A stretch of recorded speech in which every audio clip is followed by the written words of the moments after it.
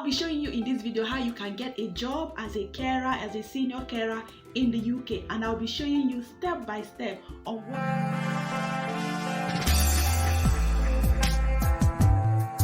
Hi, Lynda Eze here. Welcome back to my channel. If you're new to this channel, welcome. My name is Lynda Eze. I'm a registered nurse and I work in the UK. In today's video, I'm going to be sharing how you can become a carer in the UK. So what are the requirements? You actually need to be to have a certificate showing that you're a carer. You need to have experience as a carer. 3 to 5 years is very good. If you have experience, it will increase your chances of getting it. And you also need English requirement, but the English requirement is low, 6, and none of the categories below 5.5 is what some agencies have seen are actually requiring of their applicants. So if you are qualified, then you move on to the next stage, and that is looking for a job. Now you can do it in 2 ways, as I always explain in my videos. You can either do it yourself or you can use an agent. If you're doing it yourself, which I'm actually an advocate of, if you can do it yourself, then fine. But if you can't do it yourself, you can also use an agency. There's no problem with that. The only thing is that you have to make sure that they are legit. Okay, so if you're doing it yourself, just make sure you have a very good CV. So as an example, you just go to myperfectcv.com. Very good templates that you can use. So use that template and make a very good CV. Very good.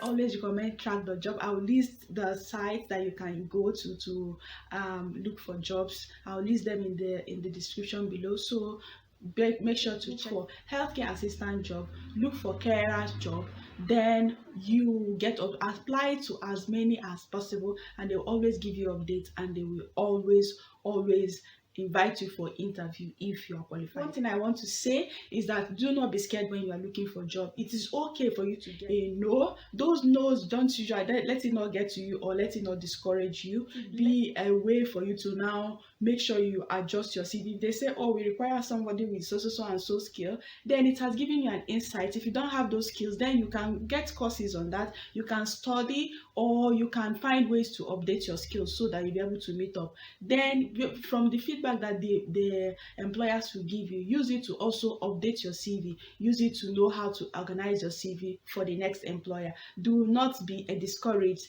Sometimes it's not as easy as people present it to be. If you continue providing what they need from you, if you continue at it, there is every chance for you.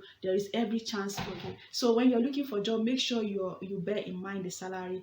That is very good. Is from £20,000 and above. This salary will qualify you for the health and care visa, which it also has a salary requirement. So if the job you got is less than 20,000, there's a probability that they are not going to give you this visa. So make sure you always look for jobs that has the salary of 20,000 and above, so to increase your chances. So make sure you bear in mind the salary. It's when you eventually get this job, it is now your employer that will give you a certificate of sponsorship, which you need also for you to apply for the care visa. So make sure you always bear in mind the salary as you're looking for a job. I described all of this in my last video, and if you watch that video, it will give you a clue on the way to look for a job and the salary and everything.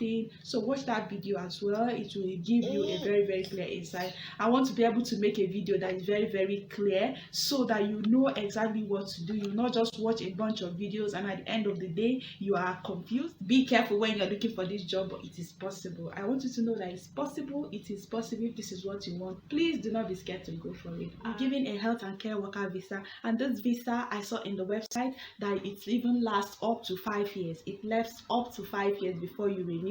And it's just like the visas that they give nurses and doctors and everything. You can bring your family. That's another thing, another beautiful thing. You can bring your family. Your partner can also work unlimited without any restriction.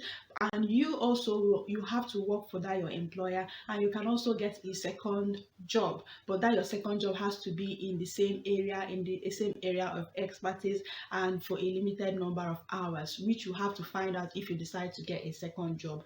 And another thing is that you can, if you decide, if you don't like the employer, that when you get to the UK you don't like your employer, you can decide to. The only thing is that when you're changing, you just have to make sure that you update your visa. It is required that you update your visa. Tell them I'm changing. Your new employer will have to give you another COS, and you just follow the requirements and everything. So don't be scared. If you don't like your employer when you get to the UK, you can still change. It actually has cons, and one of the cons is that you're not entitled to public fund. Public fund meaning like housing and everything, you're not entitled to it. But then your kids are entitled to free schooling from 3 years old, like I think primary and secondary school. But if your child is from 3 years old, they are entitled to free schooling. This is actually a pro tip. When you eventually get the job as a carer, if you are not a nurse or something, and you are an auxiliary nurse from your country, you are a community health nurse, or a midwife, or some of those courses, other courses, and you want to be a nurse, when you eventually get the job, find out if your employer is sponsoring their staff for nursing associate program. So what some people do is that when they get this carers job and they get to the UK, they will enroll for that nurse associate program, and it's usually a guaranteed job that when you finish you get nursing job in that particular hospital. So when you get there, do not try to, try to find out, ask questions. This is one thing that actually helps. Then you go ahead and study further, and before you know it, is usually a very short time, 3 years, 2 years, for some of the courses you are done, and you find yourself upgraded. And that is how some people actually go from there.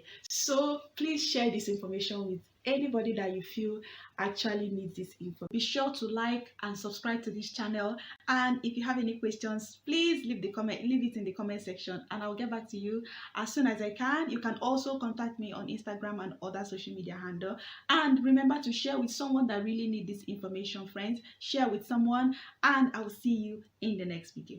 Bye.